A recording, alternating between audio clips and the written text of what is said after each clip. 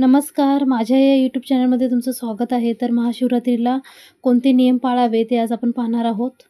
26 फेब्रुवारीला महाशिवरात्री आहे. तर या दिवशी महाशिवरात्रीचा उपवास करावा, पूजा करावी.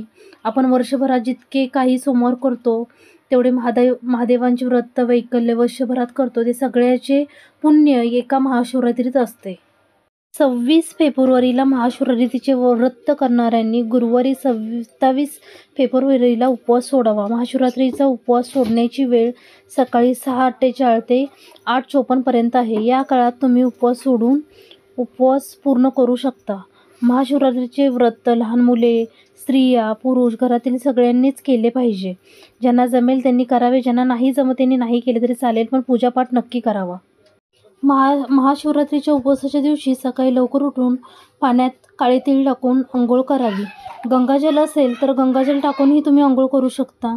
महाशिवरात्रीच्या उपवासाच्या दिवशी तुम्ही फलाहार करू शकता. फक्त सफेद मीठ वापरू नये. सैंधव मीठ असतं ते उपवासाचं मीठ असतं ते तुम्ही वापरावं.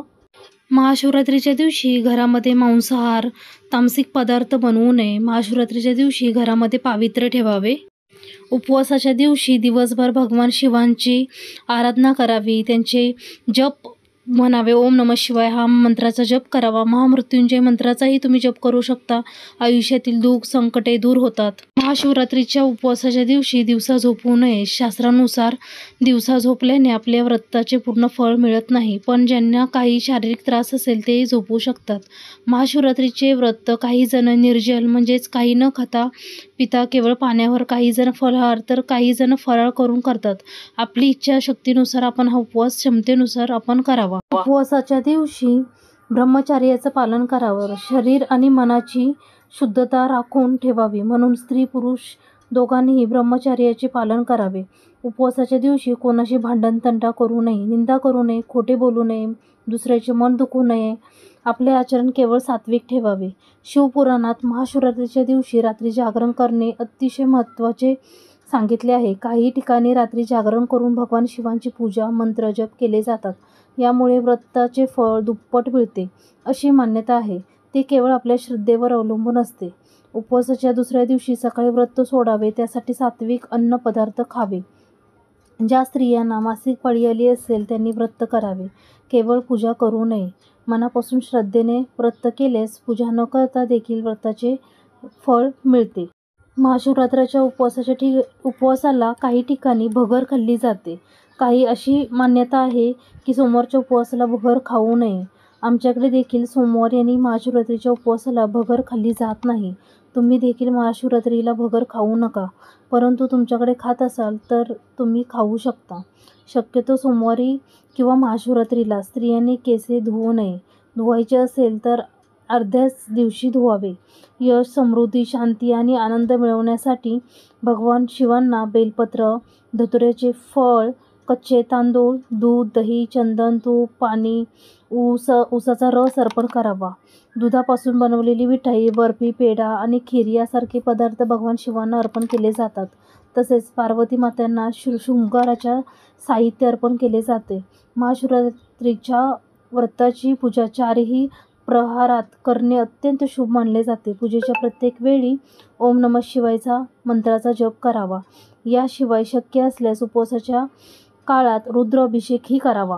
महाशिवरात्रीची पूजा ही 4 प्रहारात म्हणजे 4 वेळा देखील करता येते. आपल्या इच्छेनुसार आपण करावी. महादेवांना केवडा आणि चंपा यासारखी फुले अर्पण करू नका, कारण त्यांना भगवान शिवांना शाप दिलेला आहे अशी पूर्वीपासून म्हटलेली मान्यता आहे. या पूजेच्या दरम्यान भाविकांनी कधीच कुंकूचा तिलक लावू नये. त्याऐवजी चंदनाचा तिलक लावावा. उपवास हा श्रद्धेने केला जातो, त्यामुळे शरीरातील रिक्त त्रास देऊन उपवास करू नका. जे आपल्याला शक्य होईल ते तसं जमेल तसा तुम्ही उपवास करावा. भगवान शंकर हे भोळे आहेत. त्यांची पूजा मनापासून केली तर शंकर भगवान हे नेहमी सर्वांना पावतात. मनापासून हे उपवास करा आणि भगवान शंकराचा आशीर्वाद मिळवून घ्यावा. पूजा करताना शिवलिंगाला नारळाची पाने अर्पण करू नका. चुकूनही भोलेनाथांना तुळशीचे पानही अर्पण करू नका. पूजेत शेंदूर, हळद लावणे टाळावे. हा शिवरात्रीचा उपवास हा दुसऱ्या दिवशी उपवास सोडावा. सोडताना गोड पदार्थाचा नैवेद्य करावा आणि मगच उपवास सोडावा. काही भागामध्ये दहीभात बनवून याचा नैवेद्य भगवान शंकरांना दाखवून उपवास सोडला जातो. तुमच्याकडे जी पद्धत असेल ती तुम्ही करावी. महाशिवरात्रीचा उपवास सोडायच्या दिवशी शक्यतो कांदा लसूण विरहित स्वयंपाक बनवावा. म्हणूनच सात्विक आहार बनवावा. खाताना गोड पदार्थ खाऊन उपवास सोडावा. तर सर्वांनी महाशिवरात्रीचा उपवास नक्की करावा. ज्यांना जमेल त्यांनी करावा. ज्यांना फळाहार जमतो त्यांनी फळाहार खावा. ज्यांना निर्जल करायचं असेल त्यांनी निर्जल करू शकता. तुमच्या शरीराच्या क्षमतेवर अवलंबून आहे. तर महादेवांची कृपा मिळवण्यासाठी हा एकदम अत्यंत उत्तम दिवस आहे असा मानला आहे हा महाशिवरात्रीचा. तर तुम्ही भगवान शंकराचा आशीर्वाद मिळवण्यासाठी हा उपवास नक्की करावा. जर आमचा हा छोटासा व्हिडिओ तुम्हाला आवडला असेल तर आमच्या व्हिडिओला लाईक करा, शेअर करा, सबस्क्राईब करा. धन्यवाद.